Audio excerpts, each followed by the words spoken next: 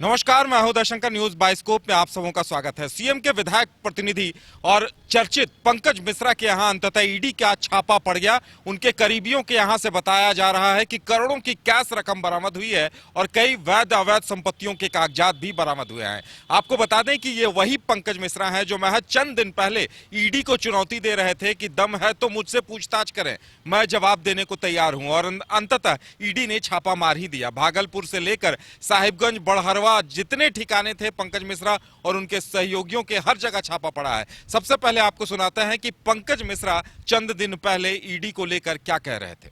हम वेट कर रहे हैं, इंतजार कर रहे हैं, हम डरने वाले नहीं है। बुलाए ना, क्या चीज के? तो जाएंगे नहीं। क्या चीज के लिए बुलाएगा? क्या चीज के लिए बुलाएगा? हम डराने वाले में नहीं है। भारतीय जनता पार्टी गिदड़ भभकी मत दे। जहां जिस भी एजेंसी को बुलाना है बुला ले। हमें सीबीआई भी बुलाया था, हम गए। रिजल्ट दे सीबीआई। क्या हुआ रूपा कांड में? सीबीआई क्यों नहीं प्रस्तुत कर रहा है? प्रस्तुत करे।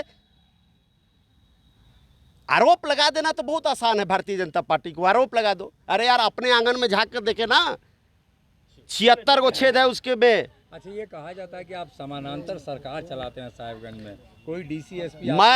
मैं सरकार हम नहीं चला रहे हैं, हम अपनी पार्टी चला रहे हैं। अब बीजेपी के समांतर चला रहे हैं, उसको दाब कर चला रहे हैं। और मैं आपके माध्यम से चुनौती देता हूं कि राजमहल लोकसभा में जो भी एक भी टिमटिमाते हुए तारा है ना, उस बार भी उसको बंद कर देंगे। जितनी शक्ति लगाना होगा बीजेपी को लगा देगा। बरसात में बेंग अड्डे पर आकर टर टर टर टर करते हैं, तो इंतजार कीजिए कि पानी कब घटेगा। इसके बाद पता लगाइए कि बेंग कहाँ जा रहा है, तब वार कीजिए ना। आपको डर नहीं लगता सीबीआई सब भाजपा गलत रहेंगे तब ना डर? क्या चीज का डर? क्या चीज का डर? 32 साल तक हम इस पार्टी में रहे। हमने अलग राज की लड़ाई लड़ा है और जेल जा चुके हैं। भारतीय जनता पार्टी के आरोप लगाने से लग जाएंगे क्या? दूध के धोए हुए हैं क्या? आपको भी आवंटित हुआ है? तो क्या गुनाह है भाई? क्या मैं बिजनेस नहीं करूंगा क्या? बिजनेस नहीं करेंगे क्या? तो सुना आपने, पंकज मिश्रा साफ साफ चुनौती देते नजर आ रहे थे कि ईडी में दम है तो आके पूछताछ करे। इतना ही नहीं, वो पिछली सरकार के कारनामे भी गिना रहे थे और कह रहे थे कि अगर हम व्यवसाय कर रहे हैं तो उसमें कहीं कुछ भी गलत नहीं है। हमारे साथ हमारे संवाददाता मदन है। मदन, वाकई में ये तो आ बैल मुझे मार वाली कहावत को पंकज मिश्रा ने चरितार्थ किया लगता है। बिल्कुल, देखिए, जिस तरह से पंकज मिश्रा रांची आकर के और मुख्यमंत्री आवास से ईडी को एक तरह से मैसेज देने की कोशिश किया था कि अगर उनके पास कोई जानकारी है तो वो पूछताछ कर सकती है, हम खुली तौर पर चुनौती देते हैं, हमने कोई गड़बड़ी नहीं की है, अगर हम रोजगार व्यवसाय करते हैं तो इसमें क्या गड़बड़ी है, हम पूछताछ के लिए तैयार हैं, जहां भी चाहें, जिस वक्त चाहें ईडी हमसे पूछताछ कर सकती है।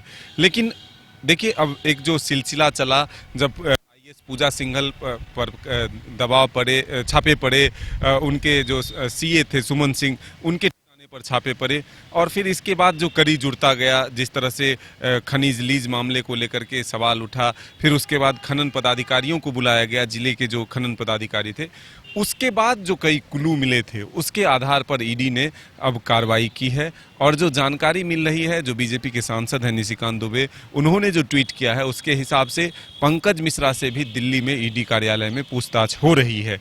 और साथ ही जो बिहार, झारखंड के कई हिस्सों पर जो है लगभग 18 से अधिक ठिकानों पर एक साथ जो ईडी की दबिश आज सुबह से हुई है, ऐसे में मोटे रकम भी बरामद हुए हैं जो कि पंकज मिश्रा के करीबी के घर से प्राप्त हुए हैं।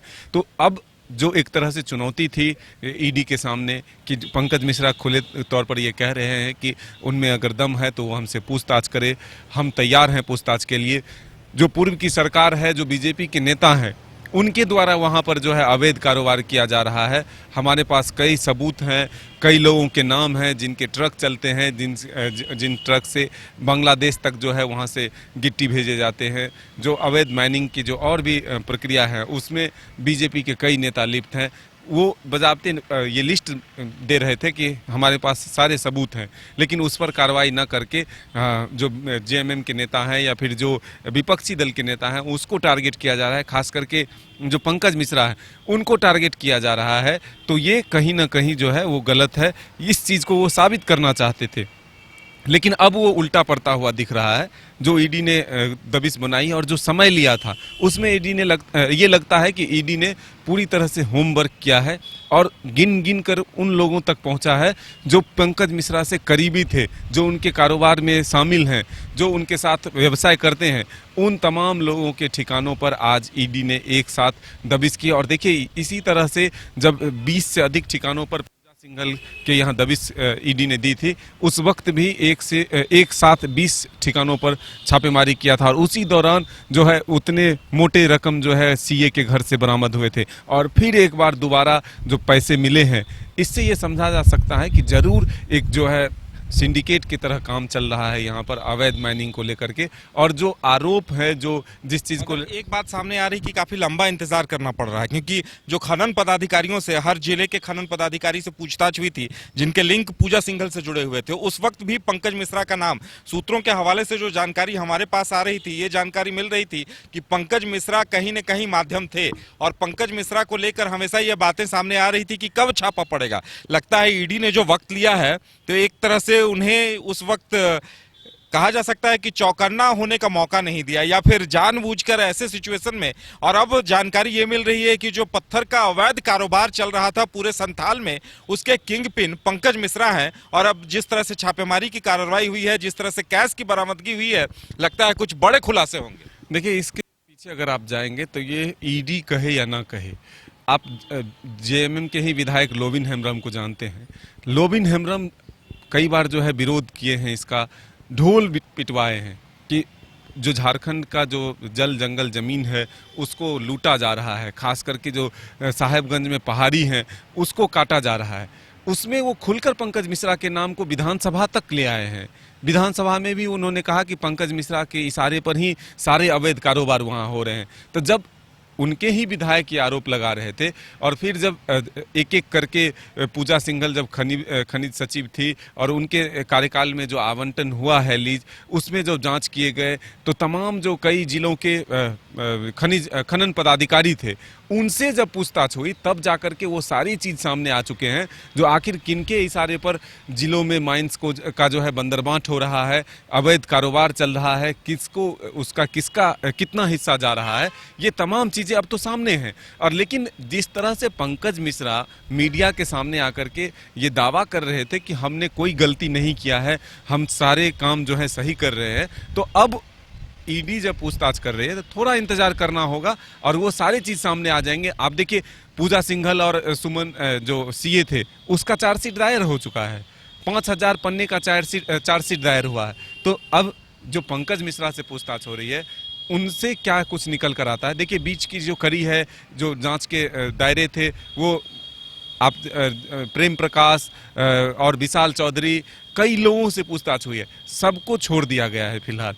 लेकिन फिर से दोबारा जब ईडी की कार्रवाई शुरू हुई है, तो आखिर किस किस तक जो है ईडी का दबिश पहुंचता है, कौन से नाम और जुड़ते हैं, कौन से चेहरे और इसमें शामिल होंगे, इसके लिए हम सबों को इंतजार करना होगा। लेकिन ये इस वक्त की जो है बड़ी कार्रवाई कह सकते हैं, फिर से एक बार साहेबगंज में ईडी की चल रही है। इसमें सिर्फ कारोबार ही नहीं, नेता ही नहीं, बल्कि व्यवसायी भी शामिल हो चुके हैं। सोना व्यवसायी के दुकान पर, प्रतिष्ठान पर भी छापेमारी चल रही है, क्योंकि ये कहा जा रहा है, जो जानकारी मिल रही है उसके हिसाब से, करोड़ों के सोने के बिस्कुट वहां से खरीद कर बिस्किट जो है वो रांची तक पहुंचाए गए। वो किसको भेजे गए, कौन खरीदने वाला था, पैसे किसके थे, किस काम के लिए दिए गए, ये तमाम चीजें अब सामने आएगी। फिलहाल इंतजार करना होगा, जब आधिकारिक रूप से ईडी की तरफ से कोई जानकारी मिलती है तो फिर हम अपने दर्शकों तक जरूर बिल्कुल इंतजार करना होगा, क्योंकि बताया ये जा रहा है कि पंकज मिश्रा से जुड़े हुए जितने भी कारोबारी थे पूरे संथाल के, उन सभी के यहाँ एक साथ छापा मारा है। और सिर्फ संथाल के ही नहीं, भागलपुर और छत्तीसगढ़ में भी जो उनके ठिकाने थे, जो उनके कारोबारी मित्र थे, सहयोगी थे, उनके यहाँ भी छापा पड़ा है। और बात ये भी सामने आ रही है कि पंकज मिश्रा से भी ईडी की पूछताछ हो रही है। यानी कहा जा सकता है कि ईडी ने पूरा मौका दिया, और मौका देने के बाद पंकज मिश्रा और उनके सहयोगियों को दबोचा है। लगता है कि लोबिन हेम्ब्रम जो लगातार मांग उठा रहे थे, अब उन्हें भी इंसाफ मिलेगा, और दूध का दूध और पानी का पानी होगा। और साथ ही इंतजार इस बात का भी है कि पंकज मिश्रा जो चुनौती दे रहे थे, उस चुनौती पर वो अब कहां तक कायम रहते हैं। फिलहाल हमें भी इंतजार है कि ब्यौरा क्या कुछ सामने आता है। हमारे साथ इतना ही, हमें दीजिए इजाजत और आप देखते रहिए न्यूज़ बाइस्कोप। नमस्कार।